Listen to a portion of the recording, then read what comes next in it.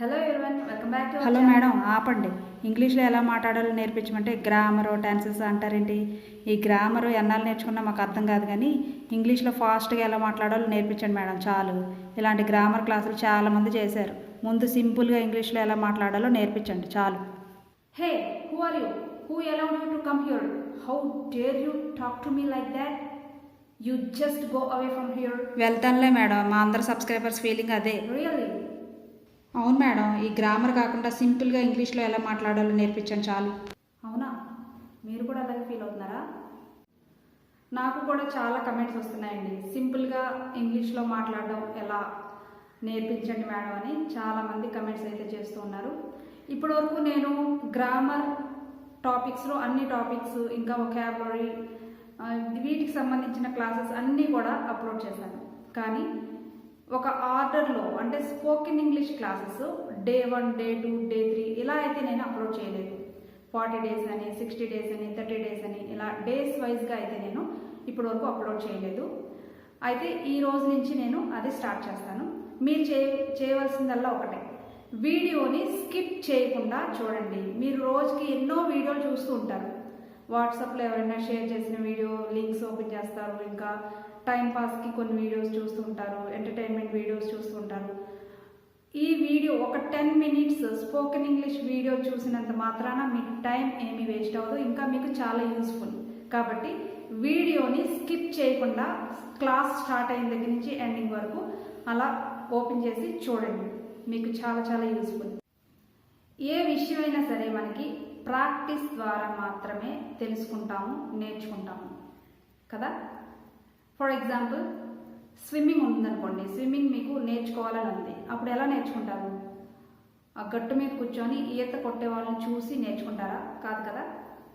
మీరు కూడా ఆ వాటర్లో దిగి ఈత కొట్టడం నేర్చుకుంటే మాత్రమే మీకు ఈత వస్తుంది. అలాగే డ్రైవింగ్ ఉంది.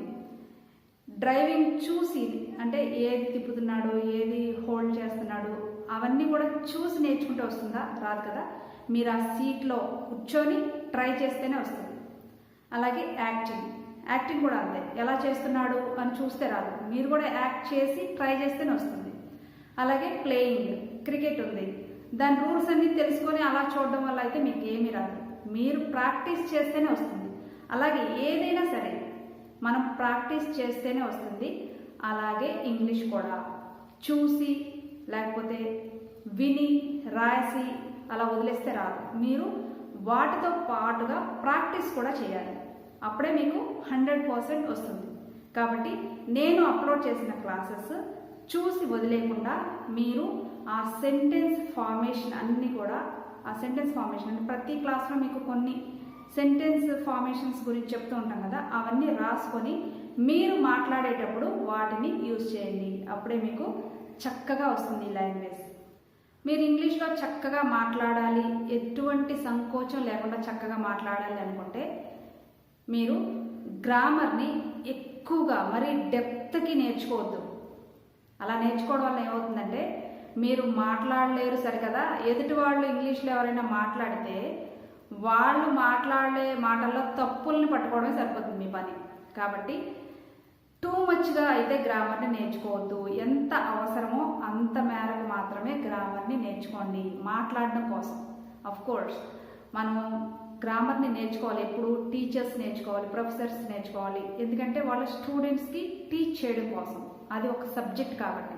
కానీ మాట్లాడడం కోసం అయితే మరీ అంత టూ మచ్గా నేర్చుకోవాల్సిన అవసరం లేదు ఈ గ్రామర్. ఇందులో మెయిన్ పార్ట్స్ నేర్చుకుంటే సరిపోతుంది. లైక్ టెన్సెస్ ఖచ్చితంగా నేర్చుకోవాలి, ఎందుకంటే అది కాలాలు. టెన్సెస్ అంటే కాలాలు, అది జరిగిపోయిన కాలమా, జరుగుతుందా, జరగవలసి ఉందా, ఇవి తెలుసుకోవాలి ఖచ్చితంగా ఏ లాంగ్వేజ్కి అయినా సరే. ఈ టెన్సెస్ అనేది చాలా ఇంపార్టెంట్, ఆ టాపిక్ నేర్చుకోవాలి ఖచ్చితంగా. అది ఎంతవరకు నేర్చుకోవాలో అంతవరకు నేర్చుకుంటే సరిపోతుంది. అంటే మనకి మెయిన్ టాపిక్స్ ఉంటాయి గ్రామర్లో. Tenses first one, active voice, passive voice, direct indirect speech ఇలాంటివి. ఇప్పుడు డైరెక్ట్ ఇండైరెక్ట్ స్పీచ్ ఉంది, ఒకరి మాటల్ని మన మాటల్లో మార్చి చెప్పాలి. అలాంటప్పుడు మనం గ్రామర్ కొంచెం తెలిసి ఉండాలి, మరీ డెప్త్కి తెలిసి ఉండకపోయినా కొంచెం నాలెడ్జ్ ఉండాలి, లేకపోతే కొంచెం కష్టం అవుతుంది. కాబట్టి ఎంత అవసరమో అంత గ్రామర్ మాత్రమే నేర్చుకోండి. మరీ డెప్త్గా వెళ్ళిపోతే మీరు ఈవెన్ నేటివ్ స్పీకర్స్ మాట్లాడేటప్పుడు, ఫర్ ఎగ్జాంపుల్ అమెరికా నుంచి కానీ లండన్ నుంచి కానీ ఎవరైనా వచ్చి మీతో మాట్లాడినప్పుడు వాళ్ళ మాటల్లో కూడా మీకు తప్పులు కనిపిస్తాయి మీరు టూ మచ్గా గ్రామర్ నేర్చుకుంటే. కాబట్టి గ్రామర్ ఎంతవరకు నేర్చుకోవాలో అంతవరకు నేర్చుకుంటే సరిపోతుంది. చివరిగా ఒక విషయం, నేను బోర్డు మీద ప్రతిరోజు క్లాస్లో బోర్డు మీద రాసి తెలుగులో మొత్తం ఎక్స్ప్లెయిన్ చేసేస్తాను. అంటే ఇంగ్లీష్ని తెలుగులో ఎక్స్ప్లెయిన్ చేసేసి ఆ క్లాస్ని ముగించేస్తే మీకేమీ రాదు. అంటే నేను చెప్పిన క్లాస్ని ఇంగ్లీష్ సెంటెన్సెస్లో ఎలా యూజ్ చేయాలి, మన కన్వర్జేషన్లో ఎలా వాడాలి అని మీకు చెప్పినప్పుడే అది అర్థమవుతుంది.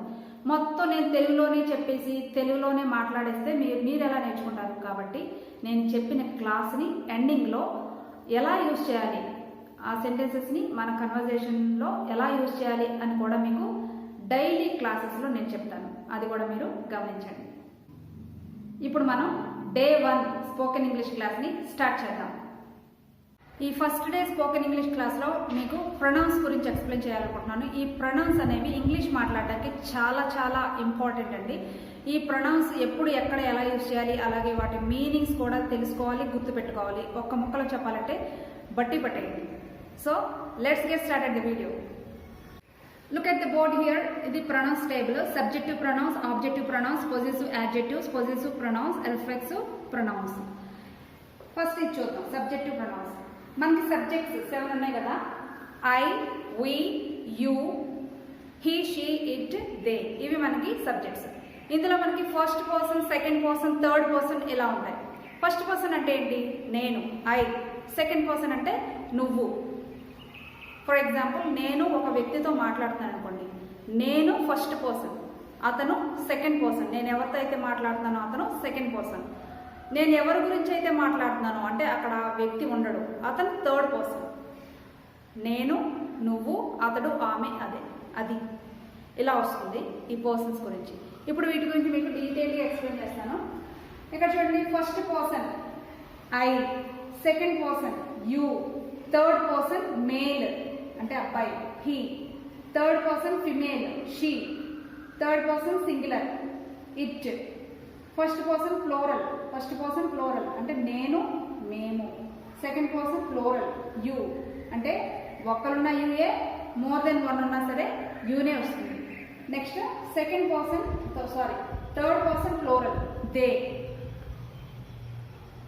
థర్డ్ పర్సన్ ప్లోరల్ దే ఇలా వస్తుంది. ఒకసారి ఇవి జాగ్రత్తగా చూసి గుర్తుపెట్టుకోండి. ఇప్పుడు వీటి మీనింగ్ తెలుగులో తెలుసుకుందాం. ఐ అంటే నేను. ఇక్కడ రాసి మీకు తెలుగులో క్లియర్గా కనిపించకపోతే ఒకసారి నేను చెప్తాను. మీరు ఫుల్ స్క్రీన్లో చూస్తే బాగా కనిపిస్తుంది. ఐ అంటే నేను, యూ నువ్వు, హీ అతను, షీ ఆమె, ఇట్ అది, వి మేము లేక మనము, యూ మీరు అంటే ప్లోరల్. సెకండ్ పర్సన్ ప్లోరల్ అంటే మోర్ దెన్ వన్ ఉన్నప్పుడు కూడా యూఏ వస్తుంది కదా, అలాంటి సందర్భంలో ఇది మీరు అంటాం. Third person plural it, plural they వారు. Next objective pronouns. మీ అంటే నన్ను, యూ నిన్ను, హిమ్ అతనిని, హర్ ఆమెని, ఇట్ దానిని, అస్ మనల్ని, యూ మిమ్మల్ని ఎందుకంటే ఇక్కడ ప్లోరల్ కాబట్టి, దెమ్ వారిని. అలాగే పొజిటివ్ యాడ్జెక్టివ్స్. మై నా యొక్క, యువర్ నీ యొక్క, హిజ్ అతని యొక్క, హర్ ఆమె యొక్క, ఇట్స్ దాని యొక్క, అవర్ మా యొక్క లేకపోతే మన యొక్క, యువర్ మీ యొక్క, దేర్ వారి యొక్క. Next positive pronouns. మైన్ నాది, యువర్స్ నీది, హిజ్ అతనిది, హర్స్ ఆమెది, అవర్స్ మాది మనది, యువర్స్ మీది, దేర్స్ వారిది. అక్కడ మనం అపాస్ట్రఫీ పెట్టకూడదు, ఇలా పెట్టకూడదు. Okay. Next reflexive pronounce. My self నా అంతట నేను, యువర్ సెల్ఫ్ నీ అంతట నువ్వు, హిమ్ సెల్ఫ్ అతని అంతట అతను, హర్ సెల్ఫ్ ఆమె అంతట ఆమె, ఇట్ సెల్ఫ్ దానంతట అది, యువర్ సెల్ఫ్స్ యువర్ సెల్ఫ్స్ మనంతట మనము లేకపోతే మా అంతట మేము, అవర్ సెల్ఫ్స్ ఇది అవర్ సెల్ఫ్స్. అవర్ సెల్ఫ్స్ అంటే మా అంతట మేము లేకపోతే మనంతట మనం. యువర్ సెల్ఫ్స్ మీ అంతటా మీరు. themselves వారి అంతటా వారు. అక్కడ yourselves అంటే ఇక్కడ సెకండ్ పర్సన్ ప్లూరల్ కదా, మీ అంతటా మీరు అని వస్తుంది. ఆ yourself నీ అంతటా నువ్వు అని వస్తుంది. ఇది తెలుగు మీనింగ్. ఇప్పుడు ఈ ప్రొనౌన్స్ని యూజ్ చేసి సెంటెన్సెస్ ఫ్రేమ్ చేద్దాం. ఐ ఆమ్ ఏ టీచర్, నేను ఒక టీచర్ని. యు ఆర్ మై స్టూడెంట్, నువ్వు నా స్టూడెంట్వి. He is a good person, అతను చాలా మంచి వ్యక్తి. షీ ఈజ్ మై ఫ్రెండ్, ఆమె నా స్నేహితురాలు. ఇట్ ఈజ్ ఏ పెన్, ఇది పెన్. వీ ఆర్ ఇండియన్స్, మనందరం కూడా భారతీయులు. యూ ఆర్ మై స్టూడెంట్స్, అక్కడ ప్లూరల్ అది. దే ఆర్ మై రిలేటివ్స్, వారు మా చుట్టాలు. అక్కడ యూ అనేది ప్లూరల్ కాబట్టి మీరందరూ నా స్టూడెంట్స్ అలా వచ్చింది. డిడ్ యూ కాల్ మీ, నన్ను పిలిచావా? ఐ కాల్డ్ యూ, నేను పిలిచాను. ఐ కాల్డ్ హిమ్, నేను అతన్ని పిలిచాను. ఐ కాల్డ్ హర్, ఆమెను నేను పిలిచాను. ఆమెను అతనును అలా వస్తుంది. టేక్ ఇట్, దీనిని తీసుకో. గివ్ అస్, మాకు ఇవ్వు. ఐ ఇన్వైటెడ్ యూ, మిమ్మల్ని నేను ఆహ్వానించాను. ఐ ఇన్వైటెడ్ దెమ్, వారిని నేను ఆహ్వానించాను. ఇలా వారికి, వారిని, మిమ్మల్ని, మీకు ఇలా. For example, I gave her, ఆమెకి ఇచ్చాను. ఐ కాల్ హర్, ఆమెని పిలిచాను. ఇలా సెంటెన్స్ని బట్టి ఆ తెలుగు మీనింగ్ మారుతూ ఉంటుంది. Next positive adjective. My, that is my pen. Your, that is your book. His, that is his book. అతనిది, ఆమెది, మీది ఇలా వస్తుంది. My neem tree loses it's leaves in atom season. మా నీమ్ ట్రీ ఆటమ్ సీజన్లో ఆకుల్ని కోల్పోతుంది. దట్ ఈజ్ అవర్ రెస్పాన్సిబిలిటీ, అది మా యొక్క బాధ్యత. దట్ ఈజ్ యువర్ రెస్పాన్సిబిలిటీ, అది మీ యొక్క బాధ్యత. దట్ ఈజ్ దేర్ రెస్పాన్సిబిలిటీ, అది వారి యొక్క బాధ్యత ఇలా వస్తుంది. Next possessive pronouns. This pen is mine, ఈ పెన్ నాది.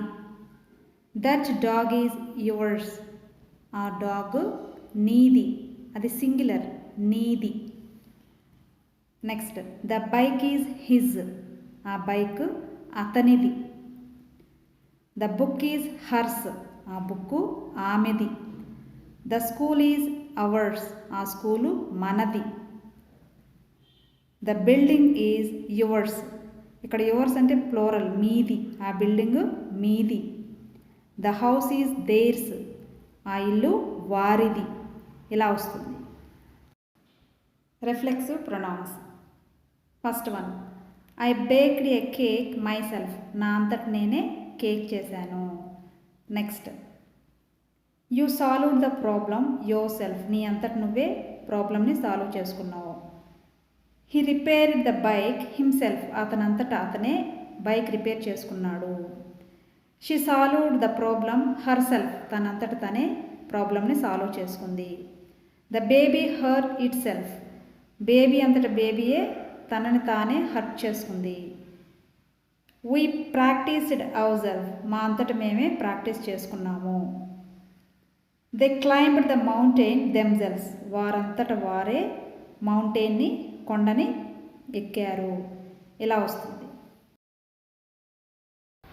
నేర్చుకున్నారు కదా ప్రొనౌన్స్ గురించి. ఈ వీడియో నచ్చితే లైక్ చేయండి. ఈ వీడియోస్ అంటే ఈ స్పోకెన్ ఇంగ్లీష్ వీడియోస్ అందరికీ యూస్ఫుల్ కాబట్టి మీ ఫ్రెండ్స్కి, ఫ్యామిలీ మెంబర్స్కి షేర్ చేయండి. Thank you for watching this video.